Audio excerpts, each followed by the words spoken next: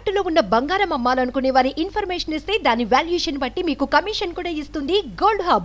తెలంగాణ సార్వత్రిక ఎన్నికల్లో మొత్తం 17 ఎంపీ స్థానాల్లో ఏ పార్టీకి ఎన్ని సీట్లు రాబోతున్నాయి అన్న విషయానికి సంబంధించి మరో సరికొత్త సర్వే వచ్చేసింది. ఇండియన్ స్ట్రాటజీస్ సర్వే బయటకు వచ్చింది. ఆ సర్వే చేసినటువంటి డాక్టర్ భరత్ రెడ్డి గారు ప్రస్తుతం మన టీవీ స్టూడియోలో ఉన్నారు. ఏ నియోజకవర్గాల్లో ఎవరి మధ్య పోటీ ఉంది? గతంలో కాంగ్రెస్ పార్టీ చివరి నిమిషంలో 3 ఎంపీ స్థానాలకు సంబంధించిన అభ్యర్థుల్ని ప్రకటించింది. సో ఈ ప్రకటనతో అన్ని స్థానాలకు సంబంధించి అభ్యర్థులు క్లారిటీ వచ్చేశారు. ఇప్పుడు ఎవరికి ఎడ్జ్ ఉంది, ఏ పార్టీకి ఏ స్థానంలో కొంత ఎడ్జ్ ఉంది, పోటాపోటీ ఉంది, వీటన్నింటికి సంబంధించి మనం డిస్కస్ చేద్దాం. ముందుగా ఆ 17 నియోజకవర్గాల్లో ఎవరెవరు పోటీ పడుతున్నారో ఒకసారి మీకు 3 పార్టీల నుంచి ఇక్కడ ఎక్స్ప్లెయిన్ చేసి చూపిస్తాం. తర్వాత మనం డిస్కషన్లోకి వెళదాం. ఆదిలాబాద్ నుంచి కాంగ్రెస్ తరఫున ఆత్రం సుగుణ పోటీ చేస్తున్నారు. బీజేపీ గడ్డం నాగేష్, బీఆర్ఎస్ నుంచి ఆత్రం సక్కు. పెద్దపల్లి కాంగ్రెస్ గడ్డం వంశీ, బీజేపీ గోమాస శ్రీనివాస్, బీఆర్ఎస్ నుంచి కుప్పుల ఈశ్వర్. కరీంనగర్ నియోజకవర్గం కాంగ్రెస్ నుంచి వెలిచల రాజేంద్రరావు, బీజేపీ నుంచి బండి సంజయ్, బీఆర్ఎస్ నుంచి బోయినపల్లి వినోద్ కుమార్. నిజామాబాద్ నుంచి కాంగ్రెస్ నుంచి జీవన్ రెడ్డి, బీజేపీ నుంచి ధర్మపురి అరవింద్, బీఆర్ఎస్ నుంచి బాజిరెడ్డి గోవర్ధన్. జహీరాబాద్ నియోజకవర్గం Congress Suresh Shetkar, BJP BB Patil, BRS Gali Anil Kumar. ఇక మెదక్ నియోజకవర్గం కాంగ్రెస్ నుంచి నీలం మధు, బీజేపీ నుంచి రఘునందన్ రావు, బీఆర్ఎస్ నుంచి వెంకటరామరెడ్డి. ఇక మల్కాజ్గిరి నియోజకవర్గం కాంగ్రెస్ నుంచి పట్నం సునీత మహేందర్ రెడ్డి, బీజేపీ నుంచి ఈటల రాజేందర్, బీఆర్ఎస్ నుంచి రాగి లక్ష్మారెడ్డి. ఇక సికింద్రాబాద్ స్థానం నుంచి దానం నాగేందర్ కాంగ్రెస్ పార్టీ నుంచి, కిషన్ రెడ్డి బీజేపీ నుంచి, పద్మరావు గౌడ్ బీఆర్ఎస్ నుంచి. ఇక హైదరాబాద్ స్థానం నుంచి మహమ్మద్ సమీరు కాంగ్రెస్ పార్టీ నుంచి పోటీ చేస్తున్నారు. మాధవీలత బీజేపీ నుంచి, గడ్డం శ్రీనివాస్ యాదవ్ బీఆర్ఎస్ నుంచి పోటీ చేస్తున్నారు. మరికొన్ని స్థానాలు చేవెళ్ల నుంచి కాంగ్రెస్ నుంచి రంజిత్ రెడ్డి, బీజేపీ కొండ విశ్వేశ్వరరెడ్డి, బీఆర్ఎస్ కాసాని జ్ఞానేశ్వర్ పోటీ చేస్తున్నారు. మహబూబ్ నగర్ కాంగ్రెస్ నుంచి వంశీచంద్ర రెడ్డి, బీజేపీ డీకే అరుణ, బీఆర్ఎస్ మన్నె శ్రీనివాసరెడ్డి. నాగర్ కర్నూలు స్థానం కాంగ్రెస్ పార్టీ నుంచి సీనియర్ నాయకులు మల్లు రవి, బీజేపీ నుంచి పి భరత్, బీఆర్ఎస్ నుంచి ఆర్ఎస్ ప్రవీణ్ కుమార్. ఇక నల్గొండ స్థానం నుంచి రఘువీర్ రెడ్డి కాంగ్రెస్ పార్టీ నుంచి, సైదిరెడ్డి బీజేపీ నుంచి, కంచర్ల కృష్ణారెడ్డి బీఆర్ఎస్ నుంచి పోటీ చేస్తున్నారు. ఇక భువనగిరి చామల కిరణ్ కుమార్ రెడ్డి కాంగ్రెస్ నుంచి, బోర నర్సయ్యగౌడ్ బీజేపీ నుంచి, క్యామ మల్లేష్ బీఆర్ఎస్ నుంచి పోటీ పడుతున్నారు. ఇక వరంగల్ స్థానం కళేమి కావ్య కాంగ్రెస్ పార్టీ నుంచి, అలాగే ఆరూరు రమేష్ బీజేపీ నుంచి, సుధీర్ కుమార్ బీఆర్ఎస్ నుంచి పోటీ చేస్తున్నారు. ఇక మహబాద్ బలరాం నాయక్ కాంగ్రెస్ నుంచి, సీతారాం నాయక్ బీజేపీ నుంచి, మాలోతు కవిత బీఆర్ఎస్ నుంచి పోటీ చేస్తున్నారు. ఇక ఖమ్మం నియోజకవర్గం నుంచి రామ సహాయం రఘురాం రెడ్డి కాంగ్రెస్ పార్టీ నుంచి, తాండ్ర వినోద్రావు బీజేపీ నుంచి, అలాగే నామ నాగేశ్వరరావు బీఆర్ఎస్ నుంచి పోటీ పడుతున్న పరిస్థితి కనిపిస్తుంది. సో ఇప్పుడు ఈ 17 స్థానాల్లో ఇండియన్ స్ట్రాటజీ సర్వే ఏం తేల్చింది, ఏ స్థానంలో ఎవరు గెలిచే అవకాశం ఉందో ఒకసారి ఇక్కడ మీకు స్క్రీన్ మీద కూడా చూపిస్తాను. భరత్ రెడ్డి గారితో మాట్లాడదాం. భరత్ రెడ్డి గారు, ఆదిలాబాద్లో మీరు పోటీ ఇచ్చారు. ఆదిలాబాద్లో ఎందుకు పోటీ అంటే గెలుపు ఒకవైపు ఎందుకు లేదు, ఏం తెలియంది? ఆదిలాబాద్కు సంబంధించి మనం చూసుకున్నట్టయితే ఆదిలాబాద్ బీజేపీ సిట్టింగ్ స్థానం. సోయం బాబురావు సిట్టింగ్ ఎంపీగా అక్కడ ఉన్నారు. కానీ ఈసారి సిట్టింగ్ అయిన సోయం బాబురావుకు బీజేపీ టికెట్ ఇవ్వలేదు. దాంతోపాటుగా మనం చూసుకున్నట్టయితే అక్కడ బీజేపీ పర్ఫామ్ చేసిన 8 ఎమ్మెల్యే సీట్లలో మనం చూసుకున్నట్టయితే 4 ఎమ్మెల్యే సీట్లు ఆదిలాబాద్ నుంచే గెలవడం జరిగింది. యాక్చువల్గా ఎమ్మెల్యే సీట్ల పరంగా చూసుకున్నట్టయితే ఆదిలాబాదు బీజేపీ ఈజీ గెలిచే సీట్. ఎందుకంటే మిగతా రాష్ట్ర వ్యాప్తంగా మనం చూసుకున్నట్టయితే ఎక్కడ కూడా 4 స్థానాలు గెలిచిన దాఖలాలు లేవు. కానీ ఈజీగా గెలవాల్సిన సీటు. అయితే అక్కడ ఉన్న సిట్టింగ్ ఎమ్మెల్యేలు సోయం బాబురావును వ్యతిరేకించడం జరిగింది. సోయం బాబురావుకు టికెట్ ఇవ్వద్దని చెప్పి వ్యతిరేకించడం జరిగింది. ఆ ఎమ్మెల్యేలు ఏదైతే అభ్యంతరం చెప్పారో ఆ అభ్యంతరాలను పురస్కరించుకొని సోయం బాబురావుకు టికెట్ ఇవ్వకుండా నగేష్ను, బీఆర్ఎస్ నుంచి వచ్చిన నగేష్కు ఇవ్వడం జరిగింది.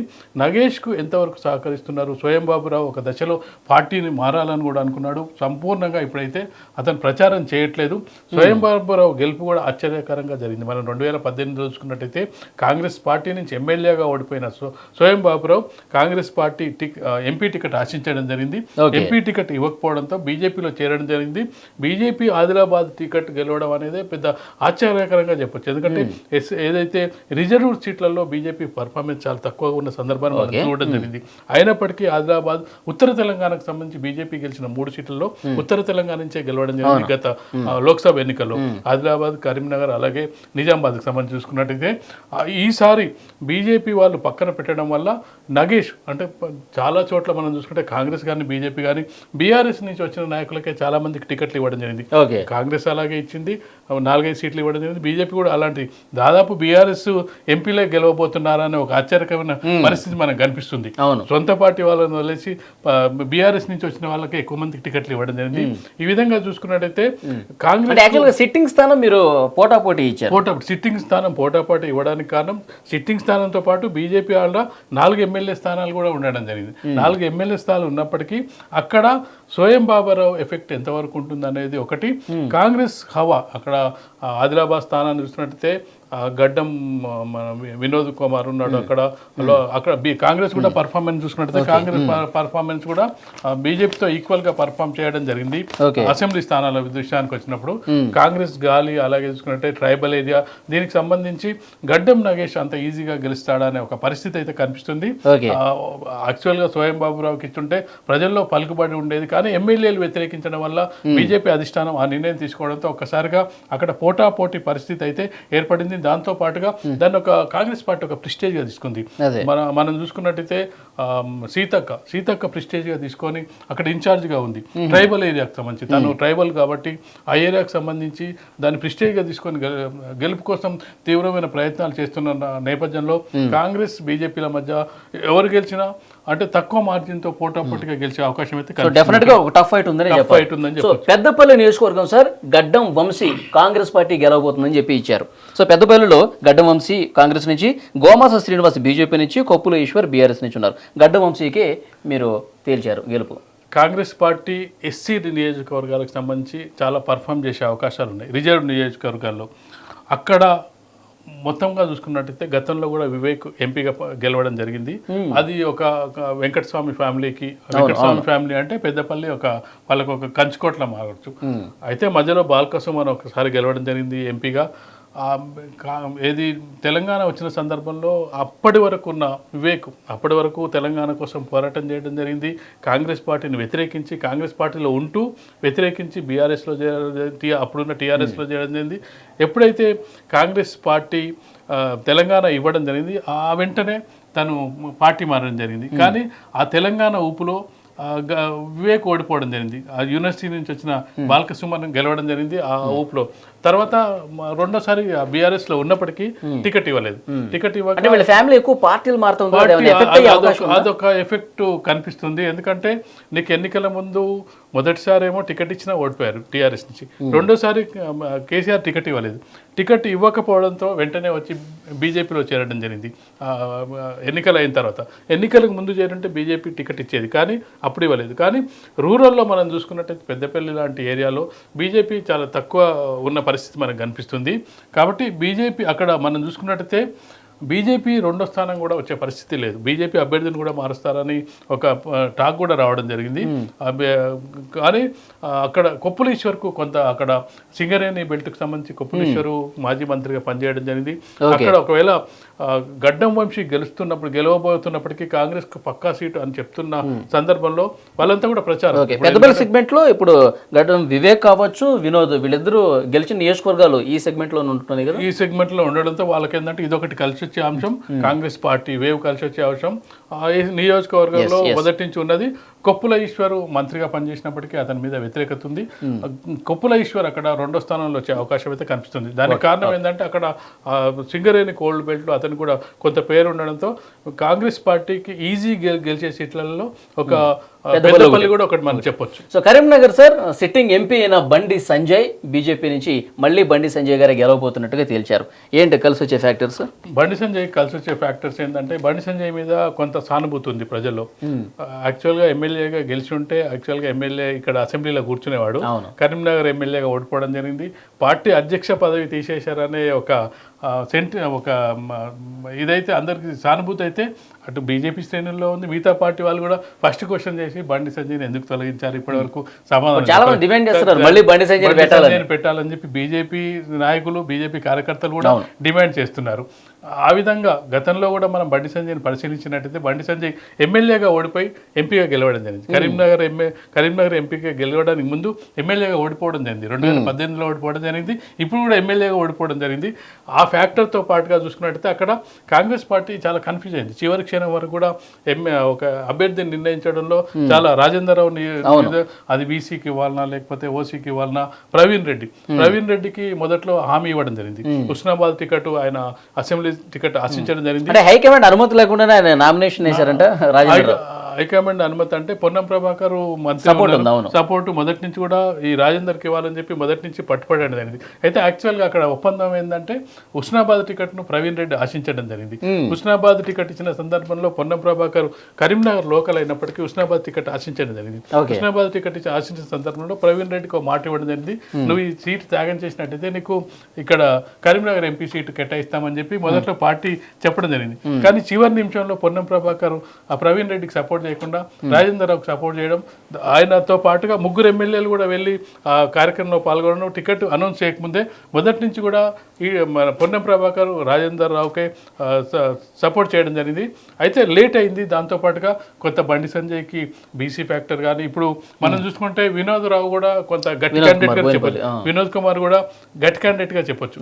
గతంలో గెలిచిన చరిత్ర ఉంది. గత ఎన్నికల్లో కూడా బండి సంజయ్ వినోద్ మీదనే గెలవడం జరిగింది. కాబట్టి వినోద్ ఇద్దరు ఒకే సామాజిక వర్గానికి చెందిన వాళ్ళు, ఇద్దరు వెలమ సామాజిక వర్గానికి చెందిన వారు అవడంతో బండి సంజయ్కి ఒకటి అడ్వాంటేజు, ఎమ్మెల్యేగా ఓడిపోవడం ఒక అడ్వాంటేజు. దాంతోపాటుగా మనం చూసుకున్నట్టయితే బీజేపీ అధ్యక్ష పదవి నుంచి తొలగించారని అదొకటి, మోడీ కొత్త జోష్ తీసుకురావడానికి. దాంతో పాటుగా ఏంటంటే మోడీ ఎఫెక్ట్ కరీంనగర్లో గతంలో గెలిచిన చరిత్ర, ఇవన్నీ చూసుకుంటే బండి సంజయ్కు ఈసారి కలిసి వచ్చే అంశంగా మనం చెప్పొచ్చు.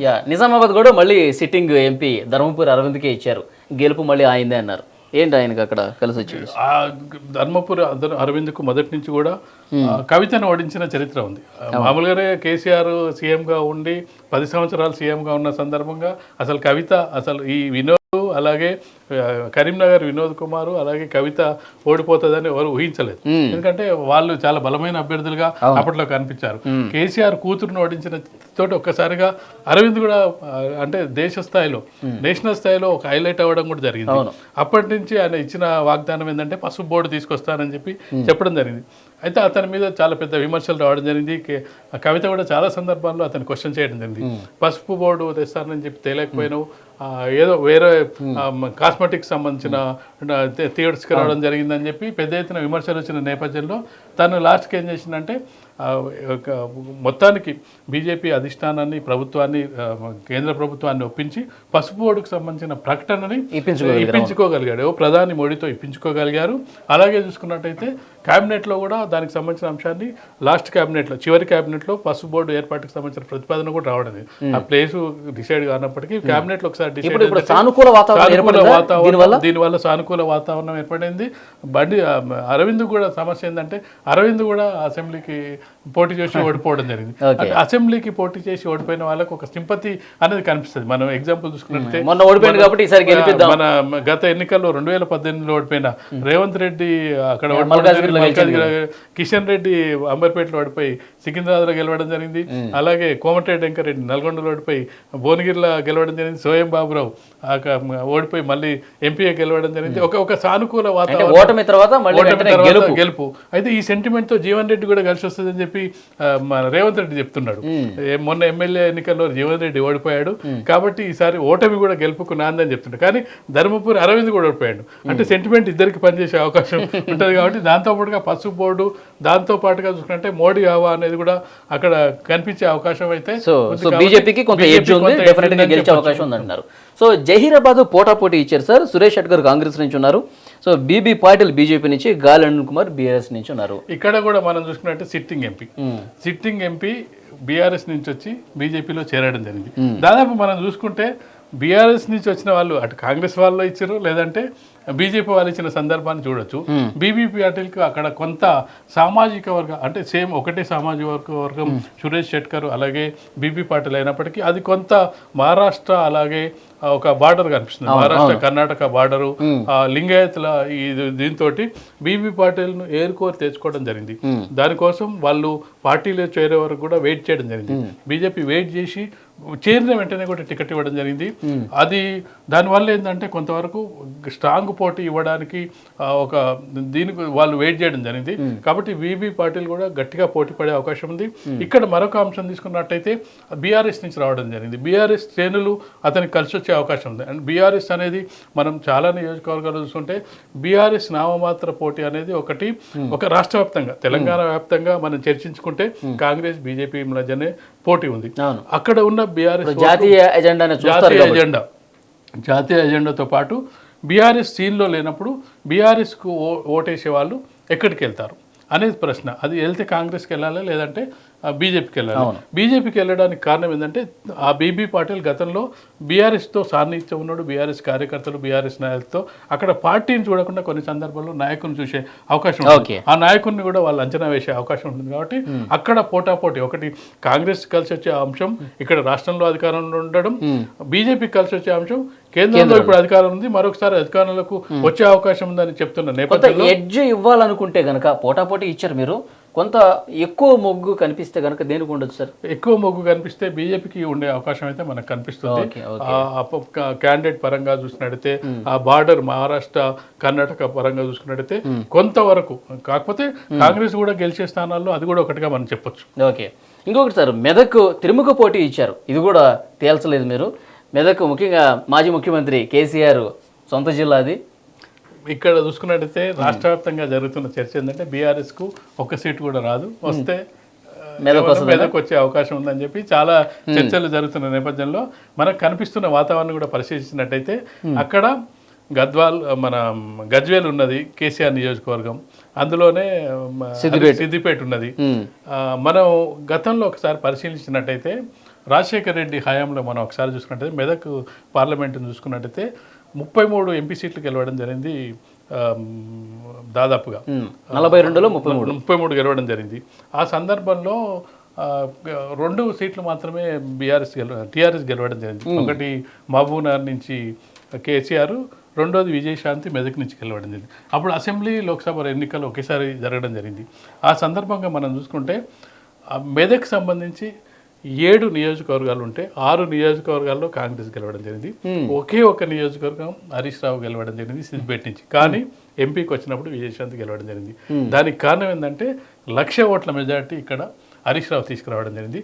ఆ 1,00,000 ఓట్ల మెజార్టీ మిగతా అంతా కవర్ చేస్తూ మెదక్ నుంచి గెలవడం జరిగింది. తెలంగాణ వచ్చిన సందర్భంలో తెలంగాణలో లోక్సభలో ఉన్న సభ్యులు ఇద్దరే, ఒకరు విజయశాంతి, 2 కేసీఆర్ మహబూబ్నగర్ నుంచి ఉండడం జరిగింది. ఆ సందర్భంగా 6 సెగ్మెంట్లలో కాంగ్రెస్ పార్టీ గెలిచినప్పటికీ ఒకే ఒక సెగ్మెంట్ హరీష్ రావు ద్వారా మనకు విజయశాంతి గెలవడం జరిగింది. కాబట్టి అక్కడ హరీష్ రావు ఉండడం, దాంతోపాటుగా గజ్వేల్ నుంచి కేసీఆర్ ఉండడంతో వాళ్ళకు చాలా అనుంగుగా దగ్గరగా ఉన్న వెంకట్రామరెడ్డి అరాచకాలు పబ్లిక్లో ఒక చర్చ జరుగుతున్నప్పటికీ అక్కడ ఒక పోటాపోటీ ఉండే అవకాశం ఉంది. దాంతోపాటుగా రఘునందన్ రావు అక్కడ బీజేపీ నుంచి స్ట్రాంగ్ క్యాండిడేట్ ఉన్నాడు. బీసీ నినాదంతో నీలం మధును కాంగ్రెస్ పార్టీ తీసుకురావడం జరిగింది. కాబట్టి ఒకవేళ బీఆర్ఎస్ మొదటి స్థానం వస్తుందా, రెండో స్థానం వస్తుందా అనేది పెడితే మొదటి 2 స్థానాల్లో అయితే 1-2లో ఉండే అవకాశం ఉంటుంది. గెలిస్తే గెలవచ్చు, లేదంటే 2వ స్థానాన్ని కూడా కైవసం చేసుకో అవకాశం ఉంది. అక్కడ 1-2-3 ఎవరు అని చెప్పే పరిస్థితి అయితే ప్రస్తుతం ఉన్న పరిస్థితిలో కనిపించట్లా.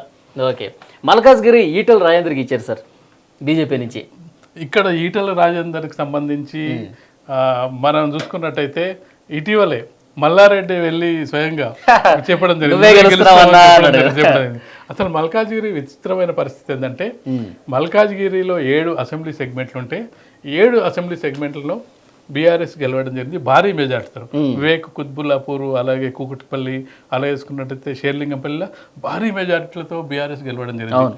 అసలు ఊహించని విధంగా అసలు వాళ్ళని రక్షించిందంటేనే ఇప్పుడు 39 స్థానాలు రావడానికి కారణం ఏంటంటే హైదరాబాద్ పరిసర ప్రాంతాల్లో ఉండే 17 స్థానాల్లో దాదాపు 15-16 స్థానాలు వాళ్ళకి ఇక్కడి నుంచి వచ్చిన స్థానాలే ఉన్నాయి. ఇంత భారీగా ఉన్న స్థానంలో ఎంత డిమాండ్ ఉండాలి, మల్కాజ్గిరికి బీఆర్ఎస్కు ఎంత డిమాండ్ ఉండాలి, 7 ఎమ్మెల్యేలు ఉన్న స్థానంలో పోటీ చేయడానికి ఎవరు ముందుకు రాలేదు. ఆ పరిస్థితుల మధ్య అసలు ఎవరో ఒకరిని పెట్టాలని చెప్పి రాగిడి లక్ష్మారెడ్డిని అక్కడ అభ్యర్థిగా దింపడం జరిగింది. అది బీఆర్ఎస్ పరిస్థితి. ఇక కాంగ్రెస్ పార్టీ పరిస్థితి చూసుకుంటే కాంగ్రెస్ పార్టీ అసలు సునీత మహేందర్ రెడ్డి ఆశించింది, పార్టీలోకి వచ్చింది. వాళ్ళు కూడా బీఆర్ఎస్ నుంచి వస్తారు. మనం చరిత్ర చూస్తే ప్రతి వ్యక్తి కూడా బీఆర్ఎస్ నుంచి వచ్చిన వాళ్ళకే అటు బీజేపీకి కానీ ఇటు కాంగ్రెస్ కానీ అంటే వీళ్ళ క్యాండిడేట్ లేకనా లేకపోతే ఎందుకు బీఆర్ఎస్ నుంచి తెచ్చుకున్నారు అని, లేకపోతే కేసీఆర్ ఏమైనా ప్లాన్ చేసి పంపించినా వీళ్ళని మీరు గెలవండి మా దగ్గర నుంచి అని. అప్పట్లోనే మహేందర్ రెడ్డి కాంగ్రెస్ పార్టీలోకి చేరతారని వార్తలు వస్తున్న నేపథ్యంలో మంత్రి ఇచ్చారు. ఎమ్మెల్సీ ఉన్న మహేందర్ రెడ్డికి మంత్రి రవాణా శాఖ మంత్రి ఇచ్చి 3 నెలల కాలమే ఉన్నాడు. ఉన్నప్పటికీ ఎన్నికలు అయిపోగానే అతను పార్టీ మారడం జరిగింది. వాళ్ళు ఆశించింది కూడా మల్కాజ్గిరి కాదు, చేవెళ్ళ స్థానానికి కోసం వాళ్ళు రావడం జరిగింది. చేవెళ్ళ ఎంపీ సీటు కోసం రావడం జరిగింది. ఎందుకంటే వాళ్ళకి తాండూరు, వికారాబాద్ అక్కడ వాళ్ళకు పట్టున్న నియోజకవర్గం. అలాగే రంగారెడ్డి జెడ్పీ చైర్మన్గా కూడా పనిచేయడం జరిగింది. అయితే వాళ్ళకు రంజిత్ రెడ్డి పార్టీలో చేరడంతో ఒక్కసారిగా వాళ్ళకి ఎక్కడో ఒక అకామిడేషన్ తీసుకురావాలని చెప్పి మల్కాజ్గిరికి తీసుకురావడం జరిగింది. మల్కాజ్గిరిలో వాళ్ళకు కొంత ఇప్పుడు తిరుగుతున్నప్పటికీ వాళ్ళకు అక్కడ స్థానికంగా వాళ్ళకు కొంత బలం లేకదు.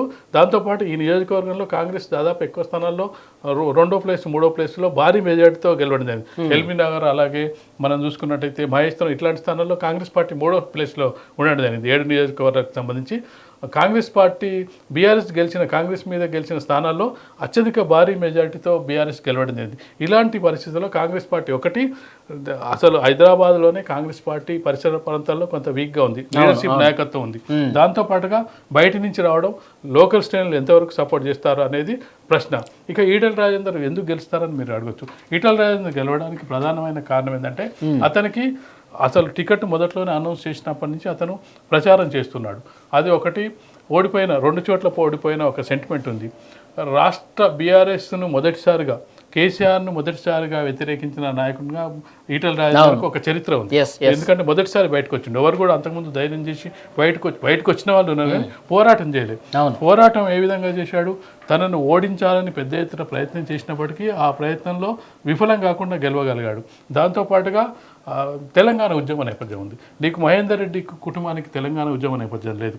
వాళ్ళు గతంలో తెలుగుదేశంలో పనిచేయడం జరిగింది. తర్వాత టీఆర్ఎస్కి వచ్చినప్పటికీ టీడీపీ నుంచి వచ్చి మంత్రి పదవులు అనుభవించినప్పటికీ డే 1 నుంచి తెలంగాణతో సంబంధాలు ఉన్న వ్యక్తిని కేసీఆర్కి ఎంత సంబంధాలు ఉన్నాయో, హరీష్ రావుకి ఎంత సంబంధాలు ఉన్నాయో, ఈటెల రాజేందర్కు బీజేపీ అని కాకుండా కూడా ఈ తెలంగాణ ఆదులు, తెలంగాణ రిలేషన్స్, బీఆర్ఎస్ వర్గాలు వీళ్ళందరూ కూడా ఆయనకు ఒక రిలేషన్ ఉంది. ఆయన వైద్య ఆరోగ్య శాఖ మంత్రిగా ఉన్నప్పుడు కూడా పార్టీలకు అతీతంగా అందరికీ కరోనా సమయంలో తిరిగి పనిచేశాడని ఒక పేరు ఉంది. అంటే వ్యక్తిగత చరిష్మా, వ్యక్తిగత ఇమేజ్తో పాటు మల్కాజ్గిరిలో అర్బన్ ఓటర్స్ ఉంటారు, అంటే ఎంప్లాయీస్, చదువుకున్న వాళ్ళు, వీళ్ళందరూ కూడా కొంత అక్కడ కాంగ్రెస్ ఓటు. చాలా మందికి అర్థం కాని విషయం ఏంటంటే మొన్న వచ్చిన కాంగ్రెస్ పార్టీ ఓట్లన్నీ కాంగ్రెస్కే వస్తాయి, బీఆర్ఎస్కి వచ్చిన ఓట్లన్నీ బీఆర్ఎస్కి. అది తప్పు నిర్ణయం. బీఆర్ఎస్ కుమ్మక్కైంది బీజేపీతో. ఓటర్లు కుమ్మక్కారు, పార్టీలు కుమ్మక్కవుతారు కానీ ఓటర్లు ఎవరికి నచ్చినట్టు వాళ్ళు వేసుకుంటారు. ఓటర్లు ఎట్టి పరిస్థితుల్లో కుమ్మక్కారు. సార్, సికింద్రాబాద్లో సిట్టింగ్ ఎంపీ కిషన్ రెడ్డి గారు గెలవబోతున్నట్టుగా చెప్పారు. ఎట్లా? సికింద్రాబాదు కిషన్ రెడ్డి పర్సన్తో సంబంధం ఉండదు. సికింద్రాబాదు ఉమ్మడి రాష్ట్రం నుంచి మనం చూసుకున్నట్టయితే ఒక ఎంపీ సీట్ వచ్చినా ఒక ఎంపీ సీటు దత్తాత్రేయ గెలిచేవాడు. అది ఒక ప్రత్యేక పరిస్థితి. మనం 39 లాస్ట్ ఎలక్షన్లో చూసినాం. 2014 ఎన్నికల్లో చూసుకున్నట్టయితే టీఆర్ఎస్ హవాగా అనిపించింది, బీజేపీకి 4-5 సీట్లు వచ్చింది. కానీ సికింద్రాబాద్ ఒకటే ఎంపీ సీట్ గెలిచింది. ఒక ఎంపీ గెలవగానే దత్తాత్రేయ మంత్రి అవ్వడం జరిగింది. ఈడ ఓడిపోయి కూడా కిషన్ రెడ్డి అసెంబ్లీలో ఓడిపోయి కూడా సికింద్రాబాద్ గెలిచాడు. దానికి కారణం ఏంటంటే బీజేపీకి అక్కడ ఒక ప్రత్యేక పరిస్థితులు. నార్త్ ఇండియన్ అంబర్పేటలో ఓడిపోవడం ఆయనకు ప్లస్ అయింది. ఒకవేళ గెలిచుంటే ఇక్కడ అసెంబ్లీలో ఫ్లోర్ లీడర్ అయ్యేవాడు. కానీ ఇక్కడ కేంద్ర మంత్రి అయ్యాడు. కాబట్టి కొన్నిసార్లు ఓటమి కూడా మంచి చేస్తుంది. అంటే ఒకవేళ గెలిచినా సరే ఇప్పుడు ఎంపీ స్థానాల్లో పోటీ చేపిస్తున్నారు కదా కొన్ని సందర్భాల్లో కిషన్ రెడ్డి మళ్ళీ అమర్పేట గెలిచినా సరే సికింద్రాబాద్ నిలిపే పరిస్థితి ఉండేదా? ఉండేదా అంటే అప్పట్లో ఏంటంటే లక్ష్మణ్ పెద్ద పెద్ద నాయకులు ఉండే. లక్ష్మణ్ కూడా ముషీరాబాద్ నుంచి ఓడిపోవడం జరిగింది. ఎవరికి ఇవ్వాలనేది కూడా చర్చ జరిగినప్పుడు తక్కువ ఓట్లతో ఓడిపోయారు అని చెప్పేసి, ఎందుకంటే అందరు సీనియర్ నాయకులు. లక్ష్మణ్ కూడా పార్టీ అధ్యక్షుడిగా పనిచేయడం జరిగింది, ఓబీసీ లీడర్గా ఉన్నారు. ఇప్పుడు రాజ్యసభ కూడా తీసుకురావడం జరిగింది. ఆ సందర్భాన్ని పురస్కరించి కేవలం 900 ఓట్లతోనే ఓడిపోయిన కిషన్ రెడ్డికి ప్రియారిటీ ఇవ్వడం జరిగింది. కాబట్టి సికింద్రాబాద్ అనేది దాంతో పాటుగా దానం నాగేందర్ ఎమ్మెల్యేగా ఉన్నాడు. దానం నాగేందర్ మీద ఏ ఆరోపణలు ఉన్నాయి, రేవంత్ రెడ్డి ప్రచారంలోనే దానం నాగేందర్ మీద ఫైర్ అవ్వడం జరిగింది. అటు పద్మారావు గారు ఎమ్మెల్యేగా ఉన్నాడు. ఈ మళ్ళీ బై ఎలక్షన్ పబ్లిక్ ఏం కోరుకుంటారు, ఇప్పుడు ఆడ గెలిచిండు అనుకో, మళ్ళీ ఖైరతాబాద్లో బై ఎలక్షన్ సికింద్రాబాద్లో గెలిస్తే పద్మారావు గౌడ్ ఎన్నిక జరగాలి. కిషన్ రెడ్డి గెలిచిండు అనుకో ఏ గొడవ ఉండదు. రేపు ఒకవేళ అధికారంలోకి వస్తే మంత్రి అవుతాడు. ఇవన్నీ కూడా పబ్లిక్ ఉంటాయి. దీనికంటే అన్నిటికంటే ముఖ్యమైన విషయం మోడీ ఆవా. సికింద్రాబాద్ సీటు బీజేపీ అనేది ఒక ఇది ఉంటుంది, పర్సన్స్ తో సంబంధం లేదు. లక్ష్మణ్ నిలబడ్డా, కిషన్ రెడ్డి నిలబడ్డా, దత్తాత్రేయ నిలబడ్డా, దానికి ఒక ప్రత్యేక పరిస్థితులు. అసెంబ్లీలు మొత్తం ఓడిపోయినా అది ఒక గెలిచే అవకాశం ఉన్న సీట్. మళ్ళీ కిషన్ రెడ్డి గారు గెలుస్తున్నారంటారు. సో హైదరాబాద్లో పోటీ సార్ యాక్చువల్గా ఎంఐఎం అని గంట పదంగా చెప్పాలా, కానీ మాధవిలత ఎంటర్తో కొంత ఏమన్నా డిఫికల్ట్ అయిందా పరిస్థితి? హైదరాబాద్ పోటాపోటీ కావడానికి కారణం మాధవీలత చేసిన మొదటి పని ఏంటంటే, అక్కడ ఏదో 3 లక్షల దొంగ ఓట్లు ఉన్నాయని చెప్పి ఆమె చేస్తున్న ప్రయత్నంలో భాగంగా 3 లక్షల ఓట్లను అయితే తొలగించడం జరిగింది. అదొకటి పెద్ద ఆమె ప్రయత్నం. సరే, దొంగ ఓట్లు ఎవరేసినా అది తప్పే, అది పెద్ద ప్రయత్నం. దాంతోపాటుగా మొదటిసారి ఎంఐఎం అధినేత ప్రచారం చేస్తున్నాడు. అంతకుముందు ప్రచారం చేయకపోయేది. నేను ఎలా గెలుస్తానని చెప్పి ఏదో కాంగ్రెస్ తోటో వీళ్ళతో ఒప్పందంలో భాగంగా ఒక హిందూ అభ్యర్థిని పెట్టినట్టయితే ఓట్ల చీలుకుంటుంది అనేది ఒకటి. అతనికి ఇప్పుడు వచ్చిన బాధ ఏంటంటే 3 లక్షల ఓట్లు పోవడం జరిగింది. కాంగ్రెస్ పార్టీ కూడా ఒక హిందూ అభ్యర్థిని పెడతాడని ఆశించడం జరిగింది, కానీ చివరికి ముస్లిం అభ్యర్థినే పెట్టడం జరిగింది. ముస్లిం ఓట్లు ఎన్ని చీలుస్తాడు అనేది పక్కన పెట్టినట్టయితే అది దీనివల్ల ఇంకోటి పోలరైజేషన్ జరుగుతుంది. అక్కడ క్లియర్గా మోడీ దగ్గర నుంచి మొదలు పెట్టుకుంటే అసలు మోడీ ప్రధాని హోదాలో ఉన్న మోడీ హిందూ ముస్లిమ్స్ గురించి మాట్లాడకూడదు, కానీ అక్కడి నుంచి మొదలు పెట్టుకుంటే కింది స్థాయి వరకు ఒక పోలరైజేషన్కు ప్రయత్నం చేస్తున్నారు. ఆ పోలరైజేషన్లో భాగంగా అక్కడ ఉన్న హిందూ ముస్లిమ్స్ డివైడ్ అయ్యే అవకాశం ఉంది. ఆ డివైడ్ అయిన సందర్భంగా పార్టీలతో సంబంధం లేకుండా ముస్లిమ్స్ అంతా అటేస్తుంటే హిందూస్ అంతా ఇటేయాలని ఒక ఫీలింగ్ జరుగుతుంది. ఇది ఎప్పుడు జరిగిందంటే, గతంలో బద్దంబాలరెడ్డి ఉన్న సమయంలో ఓవైసీ వీళ్ళ నాన్న ఉన్న సమయంలో సలావుద్దీన్ ఓవైసీ ఉన్న సందర్భంలో కేవలం ఒక 4,000 ఓట్లతోటి ఓడిపోవడం జరిగింది. అంత పోలరైజేషన్ ఇప్పుడు రావడం జరిగింది. కాబట్టి అది గెలుస్తుందా? మాధవలత గారు ప్రచారంలో బాణాలు ఎక్కువ పెడుతున్నారు, ఎఫెక్ట్ అయ్యే అవకాశం ఉందంటారా? బాణాలు ఎక్కువ పెట్టడం కంటే కూడా ఆమె చెప్తున్నది ఏంటంటే, నేను హిందూ ముస్లిమ్స్ తేడా లేకుండా కొన్ని సర్వీస్ చేశాను, నేను ఇక్కడే పుట్టి పెరిగాను, నాకు హైదరాబాద్ మొదటి నుంచి ఉన్నాను, నాకు అందరితో రిలేషన్స్ ఉన్నాయి, నేను వాళ్ళకి సహాయ సహకారాలు అందించాను, నాకు ముస్లిం మహిళలు కూడా ఓటేస్తారని ఆశిస్తారు. ఆమె ఆశ ఎంతవరకు నెరవేరుతుందో చూడాలి. ఒకవేళ ఆమె చెప్పిందే నిజమైతే ఖచ్చితంగా కూడా ఆమె గట్టి పోటీ ఇచ్చే అవకాశం ఉంది. ఓవరాల్గా ఎవరు బయటపడ్డా తక్కువ ఓట్లు, ఒకవేళ ఓవైసీ ఓడిపోతాడని మనం చెప్పలేం, కానీ పోటాపోటీగా అయితే ఒక ప్రచారాన్ని నిర్వహించడానికి ప్రయత్నం చేస్తుంది. అందులో సక్సెస్ కూడా అయింది. రేపు గెలుస్తారా ఓడతారా ఒకటి, ఆమె సక్సెస్ అయిన విషయాన్ని మనం చూసుకుంటే 3 లక్షల ఓట్లు తీసేయడం, రెండోది ఒక ఇమేజ్ని క్రియేట్ చేయడం, పోలరైజేషన్ ఇమేజ్ని క్రియేట్ చేయడం, గట్టి పోటీ ఇస్తుందని. అంటే ఎట్లుంటుందంటే, పోటీ గట్టిగా ఉందనుకున్నప్పుడు కొంతమంది హిందువులు కనుక కాంగ్రెస్ నా పార్టీకి నేను వేస్తా అనుకున్న వాళ్ళు కూడా ఇక్కడ వేసి చూద్దామని చెప్పి మనం చూసినాం. దుబ్బాక ఎలక్షన్ చూసినాం, హుజూరాబాదు ఎన్నిక చూసినాం. దుబ్బాక ఎన్నికలో కాంగ్రెస్ పార్టీ డిపాజిట్ రాలేదు, కాంగ్రెస్ పార్టీ ఓట్లన్నీ ఎక్కడ పోయినాయి, బీజేపీకి రావడం జరిగింది. బీజేపీ కాంగ్రెస్ అనేది వైరల్ పార్టీస్, అంటే రైవల్ పార్టీస్ రెండు కూడా. ఇప్పుడు నీకు హుజూరాబాద్ ఉంది, హుజూరాబాద్లో కూడా సేమ్ సిచ్యువేషన్. ఈటెల రాజేందర్ అక్కడ కాంగ్రెస్ పార్టీ డిపాజిట్ కోల్పోయింది. మొన్న చూస్తే మునుగోడు ఎన్నిక చూసినాం, మునుగోడు రాజగోపాల్ రెడ్డి రాగానే రాజగోపాల్ రెడ్డి 90,000 ఓట్లు రావడం జరిగింది. వ్యక్తులు అంటే ఆ పోలరైజేషన్ జరిగినప్పుడు ఏమైందంటే, మిగతా పార్టీ వాళ్ళు కూడా ఏం చేస్తారంటే, ఇది గెలవనప్పుడు మనం ఇక్కడ ఒకటి ఆల్టర్నేట్ చూద్దాం. ఆ సందర్భం చూసినప్పుడు కాంగ్రెస్ పార్టీలకు అతీతంగా పోలరైజేషన్ జరిగే అవకాశం ఉంది. ఆ పోలరైజేషన్లో భాగంగా కొంత పోటాపోటీ ఉండే అవకాశం ఉందని మనం ఎక్స్పెక్ట్ చేసాం. బీజేపీ ఎంఐకి మధ్య తీవ్ర పోటీ ఉంది. చేవెళ్ళ సార్ కొండ విశ్వేశ్వరరెడ్డికి ఇచ్చారు బీజేపీ. ఇది మొదటి నుంచి కూడా చేవెళ్ళకు సంబంధించి కొండా విశ్వేశ్వరరెడ్డి ఎమ్మెల్యేగా టికెట్ ఇస్తానని చెప్పి బీజేపీ ఆఫర్ చేసినప్పటికీ నేను ఎంపీగానే పోటీ చేస్తానని చెప్పి, దాంతోపాటుగా అతనికి కొంత పర్సనల్గా పార్టీతో సంబంధం లేకుండా పర్సనల్ ఇమేజ్ ఉంది. పర్సనల్ ఇమేజ్ వల్లనే మొదటిసారి టీఆర్ఎస్ నుంచి గెలవడం జరిగింది. రెండోసారి కూడా తక్కువ మార్జిన్తో ఓడిపోవడం జరిగింది.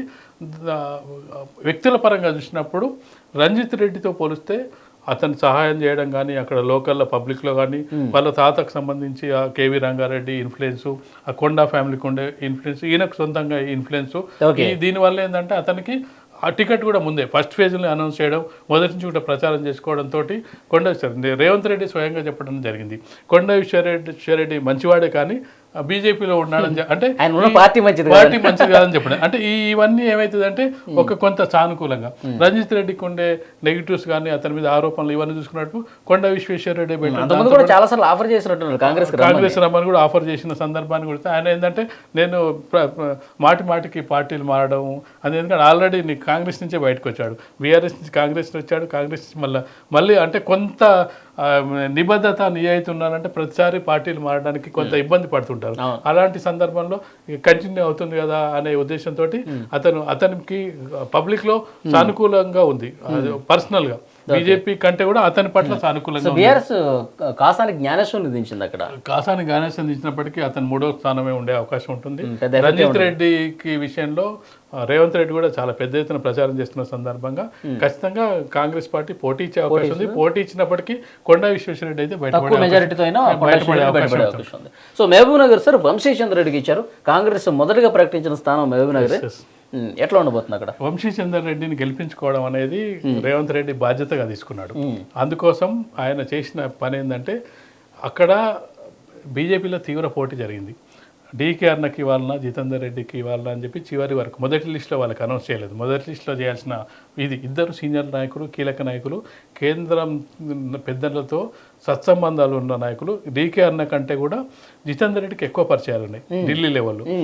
కానీ వాళ్ళ క్యాలిక్యులేషన్ ప్రకారం డీకే అన్న తెలివిగా ఏం చేసిందంటే అసెంబ్లీ ఎన్నికల్లో పోటీ చేయలేదు. పోటీ చేయకుండా ఈ గద్వాల బీసీకి ఇవ్వడం చెప్పింది. జితేందర్ రెడ్డి చేసింది ఏంటంటే తన కొడుకు మహబూబ్నగర్ టికెట్ ఎక్కించుకున్నాడు. అంటే అంతటా ఈక్వల్గా ఉన్నప్పటికీ ఆ ఒక్క సమయం అంటే నీకు మొన్న ఎన్నికల్లో నీ కుమారుడికి టికెట్ ఇచ్చినాం కదా, అదొకటి మైనస్. అది ఇది ఇచ్చుండకపోతే ఖచ్చితంగా జితేందర్ రెడ్డికి డీకేఆర్ వైపు కొంత సానుకూల పవనాలు ఇస్తున్నాయని చెప్పి ఒక చర్చ జరిగింది, సానుకూలంగా ఉంది. కాకపోతే ఏంటంటే జితేందర్ రెడ్డి ప్రెస్టేజ్గా తీసుకోవడం జరిగింది. జితేందర్ రెడ్డికి టికెట్ ఇవ్వలేదు అని తెలిసిన మరుక్షణం రేవంత్ రెడ్డి ఇంటికి వెళ్ళడం. రేవంత్ రెడ్డి ఇంటికి వెళ్ళి ఆఫర్ చేసి వెంటనే ఢిల్లీలో ప్రభుత్వ సలహాదారుగా కూడా నియమించడం జరిగింది.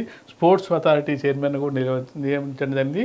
అతను ఏం చేస్తున్నాడంటే అక్కడ ఉన్న బీజేపీ కీలక నాయకులందరినీ కూడా కాంగ్రెస్లోకి తీసుకురావడం జరిగింది. జలంధర్ రెడ్డి లాంటి 2వ స్థానంలో నిలిచిన మొన్నవరైతే మహబూబ్నగర్లో 2వ స్థానంలో 3వ స్థానంలో ఉన్న ఎమ్మెల్యే అభ్యర్థులు ఉన్నారు, వాళ్ళందరినీ కూడా తీసుకురావడం జరిగింది. దాంతోపాటుగా రేవంత్ రెడ్డికి 2 ప్రెస్టీజియస్ కాన్స్టిట్యూషన్, ఒకటి మల్కాజ్గిరి ఎందుకంటే సిట్టింగ్ ఎంపీ, రెండోది మహబూబ్నగర్ సొంత జిల్లా. ఒకటి కూడా గెలిపించుకోలేకపోయినట్టయితే అతనికి అధిష్టానం వద్ద కొంత ఇబ్బంది ఎఫెక్ట్ అయ్యే అవకాశం ఉంది. దాంతో పాటుగా మహబూబ్నగర్లో ఇంకొకటి ఏంటంటే మహబూబ్నగర్ అనేది వంశీచందర్ రెడ్డి వారంటే మహబూబ్నగర్ చెందిన వ్యక్తిగా కాదు, అధిష్టానం క్యాండిడేట్, అధిష్టానం దగ్గర పలుకుబడి ఉన్న క్యాండిడేట్. కేసీ వేణుగోపాల్కి అసిస్టెంట్గా వ్యవహరిస్తున్న వ్యక్తి. వంశీచంద్రని గెలిపించి ఢిల్లీకి తీసుకెళ్లాల్సిన బాధ్యత రేవంత్ రెడ్డిది బాధ్యత, వంశీచందర్ రెడ్డి కాదు. వంశీరెడ్డి గెలిచినా వెళ్ళకపోయినా ఢిల్లీలో ఆయనకుండే పలుకుబడి ఆయనకుంటుంది. ఎందుకంటే పార్టీ మారే వ్యక్తి కాదు, కమిట్మెంట్ జీరో ఉన్న పార్టీలోనే ఉంటాడు. అతను నిజాయితీగా ఉండే వ్యక్తి. ఇప్పుడు డబ్బులు కూడా అసెంబ్లీలో గెలిచిన 7 ఖర్చు పెట్టాల్సిందే. అంటే అంత నిజాయితీగా నిబద్ధతగా ఉండే వ్యక్తి కాబట్టి ఖచ్చితంగా అధిష్టానం ముందు మల్కాజ్గిరి ఓడిపోయినా పర్లేదు కానీ వంశీచందర్ రెడ్డిని తీసుకెళ్ళి అక్కడ నిలబెట్టాల్సిన బాధ్యత ఉంది. పోటాపోటీ డీకార్ని ఇస్తున్నప్పటికీ వంశీచందర్ రెడ్డి బయటపడే అవకాశాలు కనిపిస్తుంది. So Nagar Kurnool Mallu Ravi sir senior నాయకులు కాంగ్రెస్ నుంచి గెలవబోతున్నట్టుగా చెప్పారు. దీనికి కారణం ఏంటంటే కాంగ్రెస్ పార్టీకి మనం ముందే అనుకున్నట్టుగా ఏదైతే రిజర్వ్ నియోజకవర్గాల్లో కొంత అడ్వాంటేజ్ ఉంది. ఆ అడ్వాంటేజ్ కాంగ్రెస్ పార్టీకి కనిపిస్తుంది. Mallu Ravi senior politicians, assembly ఎన్నికల్లో త్యాగం చేయడం జరిగింది, పోటీలో నుంచి దూరంగా ఉండడం జరిగింది. అయితే కాంగ్రెస్ పార్టీకి కొంత మైనస్ ఎక్కడ కనిపిస్తుందంటే అంటే మనం ఇక్కడ కాంగ్రెస్ పార్టీకి పోటాపోటీ ఇచ్చిన నియోజకవర్గాల్లో మనం చూసుకున్నట్టయితే 2 సామాజిక వర్గాల నుంచి కాంగ్రెస్ పార్టీకి కొంత నిరసన వ్యక్తం అవుతుంది. అది ఓటింగ్ రూపంలో ఏ విధంగా వస్తుందో చెప్పలేము. మాదిగలకు టికెట్ ఇవ్వట్లేదు కాంగ్రెస్ పార్టీ అనేది అదొకటి. మధ్యకృష్ణ పెద్ద ఎత్తున బీజేపీకి ప్రచారం చేస్తున్నాడు. దాంతో పాటుగా బీసీలకు అనుకున్న స్థాయిలో టికెట్లు ఇవ్వలేదు, కేవలం 3 సీట్లు ఇవ్వడం జరిగింది. అదే బీజేపీ చూసుకున్నట్టయితే 5 సీట్లు, బీఆర్ఎస్ 6 సీట్లు ఇవ్వడం జరిగింది. స్టార్ క్యాంపెయిన్ బీజేపీ చూసుకుంటే అంత స్టార్లు ఉన్నారు. ధర్మపుర అరవింద్, ఈటల రాజేందర్, అలాగే మనం చూసుకుంటే బీజేపీ నుంచి ఆ స్థానంలో భరత్ పోటీ చేస్తున్నాడు సార్. భరత్ పోటీ చేస్తుంటే బీఆర్ఎస్ నుంచి రావడం జరిగింది. అంటే రూరల్లో చూసుకున్నట్టయితే వాళ్ళ ఓటింగ్ పర్సెంట్ మనం ఎక్కడ చూసుకున్నా బీజేపీ వీళ్ళందరికీ ఇవ్వడానికి కారణం బీఆర్ఎస్ నుంచి తీసుకొని ఇవ్వడానికి కారణం ఏంటంటే ప్రవీణ్ కుమార్ కాబట్టి ప్రవీణ్ కుమార్ 2వ స్థానంలో ఉండే అవకాశం ఉంటుంది. బీజేపీ కొంత ఓటింగ్ పర్సెంటేజ్ పెరిగే అవకాశం ఉంది. ఎక్కడైతే కొన్ని మనం అనుకున్న స్థానాలు ఉండో కాంగ్రెస్ పార్టీ ఖచ్చితంగా గెలుస్తాయి. సౌత్ తెలంగాణలో కాంగ్రెస్ పార్టీ చాలా బలంగా ఉంది. అక్కడ నీకు పోటీ అసలు బీజేపీ 3వ స్థానమా 2వ స్థానం గురించి పోరాడే పరిస్థితి కనిపిస్తుంది సౌత్ తెలంగాణ విషయానికి వచ్చినప్పుడు. అలాంటి పరిస్థితుల్లో వాళ్ళ ఓటింగ్ పర్సెంటేజ్ గెలిచే స్థానాలు గెలుస్తాము, మిగతా స్థానాల్లో మనకు ఓటింగ్ పర్సెంటేజ్ పెంచుకోవాలనే ఒక దీంతో మిగతా పార్టీల నుంచి తీసుకొచ్చి ఇవ్వడం జరిగింది. అందులో భాగంగానే భరత్ను తీసుకొచ్చినట్టయితే మరో ఎన్నికకు వచ్చేసారి కన్నా మనకు ఆ యువకునికి ఇచ్చినట్టయితే మళ్ళీ మనకు వచ్చే ఎన్నికలకు ఉపయోగపడతాడనే ఉద్దేశంతో భరత్కి ఇచ్చినట్టు కనిపిస్తుంది. నల్గొండ నుంచి రఘువీర్ రెడ్డి, జానారెడ్డి కుమారుడు. ఇది కాంగ్రెస్ పార్టీ అనేది నల్గొండ కలుసుకొని పెట్టన్ కోట జానారెడ్డి ఉన్నారు, ఉత్తమ్ కుమార్ రెడ్డి ఉన్నారు. అక్కడ పోటీ కూడా సైదిరెడ్డిని బీఆర్ఎస్ ని తీసుకొచ్చి ఇవ్వడం జరిగింది. కాబట్టి అది పెద్ద చర్చించాల్సిన అవసరం కాదని నా ఉద్దేశం. నల్గొండ ఆ 3 సీట్లు గెలిచిన కాలంలోనే కాంగ్రెస్ పార్టీ బీఆర్ఎస్ హవా ఉన్న కాలంలోనే ఉత్తమ్ కుమార్ రెడ్డి ఎంపీగా గెలవడం జరిగింది. ఇప్పుడు మొత్తం నల్గొండ జిల్లాలో 12 సీట్ల విజయంగా చెప్పొచ్చు. భువనగిరి పోటాపోటీ ఇవ్వడానికి కారణం ఏంటంటే ఇక్కడ కాంగ్రెస్ పార్టీ కొంత అది కన్ఫ్యూజన్ క్రియేట్ చేసుకుందని చెప్పి చామల కిరణ్ కుమార్ రెడ్డి తుంగతుర్తికి చెందిన వ్యక్తి. దాంతో పాటుగా ఇక్కడ కోమటిరెడ్డి రాజగోపాల్ రెడ్డి తన భార్యకి ఇవ్వాలని అడగడం జరిగింది. అలాగే వెంకటరెడ్డి వాళ్ళ అన్న కొడుకు ఇవ్వాలని అడగడం జరిగింది. ఇక్కడ చూసుకున్నట్టయితే వీళ్ళ సపోర్ట్ లేకుండా అక్కడ గెలవడం కష్టం. ఈ కోమటిరెడ్డి బ్రదర్స్ సపోర్ట్ లేకుండా భువనగిరి గెలవడం కష్టం. అందుకే రేవంత్ రెడ్డి కోమటిరెడ్డి ఇంటికి వెళ్ళి గెలిపించాల్సిన బాధ్యత మీదే. అసలు ఒక దశలో నా తర్వాత అసలు సీఎం పోటీకి అర్హత ఉన్న వ్యక్తి వెంకటరెడ్డి అని ఎందుకు పొగడాల్సి వచ్చిందంటే చామల కిరణ్ కుమార్ రెడ్డి రేవంత్ రెడ్డికి దగ్గర మనిషి. అతన్ని గెలిపించుకోలేకపోతే అతనికి ఈ మహబూబ్నగర్ మల్కాజ్గిరి లాగానే ఇది కూడా ఒక ప్రెస్టీజియస్ ప్లస్. దాంతో పాటుగా నల్గొండలో బీజేపీ కాంగ్రెస్ పార్టీ చాలా బలంగా ఉంది. బలంగా ఉన్న చోటనే ఓడిపోతే ఎలా అనేది ఒకటి. అయితే ఇక్కడ ఇష్యూ ఏమవుతుందంటే పోటాపోటీ ఇవ్వడానికి కారణం ఏంటంటే గతంలో బీజేపీ బూర నర్సయ్య గారు చాలా కాలం క్రితమే బీజేపీలో చేరడం జరిగింది. మునుగోడు ఎన్నిక సందర్భంగానే చేరడం జరిగింది. అప్పటి నుంచి తన ప్రచారం చేసుకుంటున్నాడు. అసెంబ్లీ ఎన్నికలు కూడా పోటీ చేయలేదు. నాకు ఎంపీ సీట్ కావాలని చెప్పి మొదట్లోనే ఆయన తీసుకోవడం జరిగింది. అప్పటి నుంచి కూడా తన ప్రచారం చేసుకుంటూ పోతున్నాడు. అతనికి ఒక సాఫ్ట్ కార్నర్ ఉంది. తెలంగాణ ఉద్యమంలో డాక్టర్స్ జేఏసీ తరఫున పోరాటం జరిగింది. మొదటిసారి ఎంపీగా గెలవడం జరిగింది. రెండోసారి కూడా తక్కువ మార్జిన్ 5,000 మార్జిన్ తోటే ఓడిపోవడం జరిగింది. ఆ సాఫ్ట్ కార్నర్ ఉంది. ఇక్కడ బీసీ నేను చెప్పిన బీసీ ఫ్యాక్టర్ అనేది రాష్ట్ర వ్యాప్తంగా ఎక్కడ పనిచేస్తుంది. బీసీలకు టికెట్లు ఇవ్వలేకపోయారు. 3 టికెట్లు ఇవ్వడం అనేది ఇక్కడ దాదాపు తన సామాజిక వర్గానికి చెందిన ఓటర్లే, గౌడ సామాజిక వర్గానికి చెందిన ఓటర్లే దాదాపు 3 లక్షల మంది అక్కడ ఉన్నారు. కలిసి వచ్చే ఫ్యాక్టర్ 3 లక్షల మంది ఓటర్లు. ఈ చామల కిరణ్ కుమార్ రెడ్డి బయట నుంచి రావడం. అయితే వీళ్ళు ఎంతవరకు సపోర్ట్ చేస్తారు? క్యామ మల్లేష్ అంటే ఇబ్రాహీంపట్నంకి సంబంధించిన వ్యక్తి. అది కొంత ఒక నియోజకవర్గానికి ప్రభావం చూపే అవకాశం ఉంది. కాబట్టి బూర నర్సయ్య గౌడ్కి వ్యక్తిగతంగా ఏదైతే మనం కొండా విశ్వేశ్వరరెడ్డికి ఎలాగైతే వ్యక్తిగతంగా ఉందో అది కలిసి వచ్చే అంశం. ఈ బీసీ నినాదం అనేది కాంగ్రెస్ పార్టీ బీసీలకు అన్యాయం చేసిందనే నినాదం కలిసి పనిచేసినట్టయితే ఎడ్జ్ ఉండే అవకాశం ఉంది. పోటీ అందుకే ఇవ్వడం జరిగింది. So Warangal interesting sir. Kadiyam Kavya BRS ticket తీసుకుని ఇచ్చిన తర్వాత కూడా మళ్ళీ కాంగ్రెస్ లోకి వెళ్ళి అక్కడ పోటీ చేస్తున్న పరిస్థితి ఉంది. కడియం కావ్య కాంగ్రెస్ నుంచి పోటీ చేసినా ఆమె గెలుస్తుందని చెప్పారు. కడియం కావ్యకి సంబంధం లేదట. కాంగ్రెస్ పార్టీ గెలిచే అవకాశం ఉంది. ఏ అభ్యర్థిని ఇచ్చినా గెలిచే అవకాశం. కడియం కావ్య బీఆర్ఎస్ నుంచి ఎందుకు పోటీ నుంచి విరమించుకుందంటే గెలిచే అవకాశం లేదని విరమించుకుంది. కాంగ్రెస్ పార్టీ గెలిచే అవకాశం ఉందని చెప్పి అక్కడికి రావడం జరిగింది. కాంగ్రెస్ పార్టీ ఫ్యాక్టర్ తోటి ఆమె గెలిచే అవకాశం ఉంది తప్పిస్తే కడియం కావ్యకు వ్యక్తిగతంగా ఉందా? అక్కడ వరంగల్లో కడియం కావ్య కాకుండా ఏ కాంగ్రెస్ పార్టీ అభ్యర్థి ఉన్నా గెలిచే అవకాశం ఉంది. ఎందుకంటే అక్కడ నీకు స్ట్రాంగ్ హోల్డ్గా మొన్న అసెంబ్లీ ఎన్నికల్లో రావడం జరిగింది. మొదటి నుంచి కూడా కాంగ్రెస్ పార్టీ అక్కడ వరంగల్లో మరి ఎందుకు అక్కడ ఎవరు నిలబెట్టినా గెలిచే పరిస్థితి ఉంటే బీఆర్ఎస్ నుంచి కడియం ఫ్యామిలీని ఎందుకు తీసుకురావాల్సింది? అట్లా అంటే మనం సికింద్రాబాద్ నుంచి కూడా తీసుకురావడం జరిగింది. రంజిత్ రెడ్డి అంటే నేను మొదట్లో చెప్పింది అదే, బీఆర్ఎస్ నుంచి వచ్చిన వాళ్ళు ఎక్కువ మంది పోటీ పడుతున్నారు. ఇప్పుడు బీజేపీ నుంచి కానీ కాంగ్రెస్ నుంచి కానీ వస్తున్న అభ్యర్థులందరూ కూడా బీఆర్ఎస్ పార్టీ వాళ్ళే ఎక్కువ మంది మనకు కనిపిస్తున్నారు. ఏ లెక్క చూసినా దాదాపు సగం ఎక్కువ మంది వాళ్ళే కనిపిస్తున్నారు. ఒరిజినల్ కాంగ్రెస్ వాళ్ళు కనిపిస్తలేరు. అంటే ఒరిజినల్ మొదట్లో వాళ్ళంతా కాంగ్రెస్ ఉన్నప్పటికీ వాళ్ళే కనిపిస్తున్న సందర్భంలో కడియం కావ్యం తీసుకురావడం జరిగింది. అంటే ఒకటి మోరల్గా ఏంటంటే కడియం శ్రీహరి పార్టీలోకి వచ్చినట్టయితే బీఆర్ఎస్ మొదట్లో మనం చూసినట్టయితే ఫస్ట్ స్టేట్మెంట్ ఇచ్చింది కడియం శ్రీహరి. ఏ స్టేట్మెంట్ ఇచ్చాడు?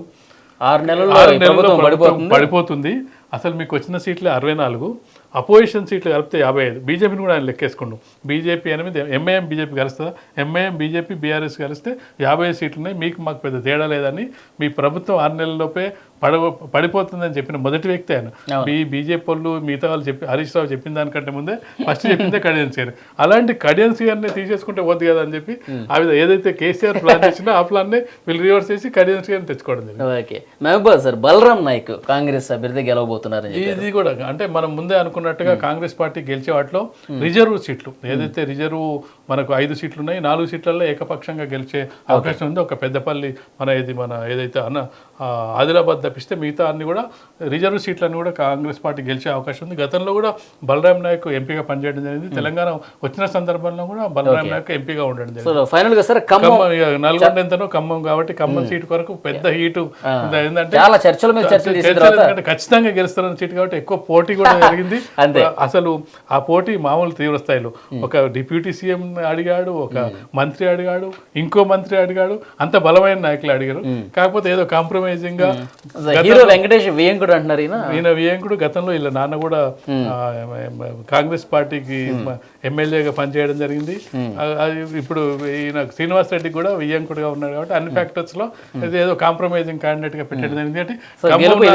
ఖమ్మం, నల్గొండ వీటికి సంబంధించి చూస్తే కాంగ్రెస్ పార్టీ సునాయాసంగా గెలిచే అవకాశం అయితే కనిపిస్తుంది. సో మొత్తంగా Indian strategies survey Telangana MP స్థానాలకు సంబంధించి కాంగ్రెస్ 7 స్థానాల్లో ఈజీగా గెలవబోతుందని చెప్తున్నారు భరతరెడ్డి గారు. తర్వాత బీజేపీ 5 స్థానాల్లో గెలిచే అవకాశం ఉందని చెప్తున్నారు. పోటాపోటీ మాత్రం 5 స్థానాలు ఇచ్చారు. అంటే పోటాపోటీ ఎవరైనా తక్కువ మెజార్టీతో తక్కువ ఎడ్జ్లో బయటపడే అవకాశం ఎవరికైనా ఉండొచ్చు. కాంగ్రెస్ ఈ 5లో చూసుకున్నట్టయితే ఇందులో ఎంఐఎం ఉండొచ్చు, మన టీఆర్ఎస్ ఉండొచ్చు, మిగతా స్థానాలు ఇద్దరిట్లో వరకు రావచ్చు. వీళ్ళు అనుకున్నట్లుగా ఈ 3 స్థానాలు వచ్చినట్టు వీళ్ళకి 10 రావచ్చు. వీళ్ళు అనుకుంటే ఇంకొక స్థానం వస్తే 6 రావచ్చు. ఇళ్ళనే బీఆర్ఎస్ కి రావచ్చు, ఇళ్ళనే ఎంఐఎం కి రావచ్చు. ఈ పోటాపోటీ అనేది 5లో బీఆర్ఎస్ కి వస్తే గనక 1 ఇస్తారా 2 ఇస్తారా? 1 మెదక్ వచ్చే స్థానం రాకపోవచ్చు. 1 or 0 కాంగ్రెస్ 9 వరకు వేసుకోవచ్చు. 9 వరకు వేసుకోవచ్చు మనం. ఇంట్లో 1 అందులో 1 వేసుకుంటే ఇక్కడ పోయినా కానీ 9 వరకు కాంగ్రెస్, బీజేపీ 6 వరకు వచ్చే అవకాశం ఉంది. పోటాపోటీలో బీఆర్ఎస్ కు వస్తే రావచ్చు, లేదంటే లేదు. ఎంఐఎంకి 1. కాబట్టి మనకు ఓవరాల్ గా చూసుకున్నట్టయితే 9-10 వరకు కాంగ్రెస్ కు వచ్చే అవకాశం ఉంది. 6 నుంచి 7 వరకు బీజేపీకి వచ్చే అవకాశం ఉంది. 1 అది ఎంఐఎం ఇది 1-2 స్థానాలు అటు ఇటు మారే అవకాశం.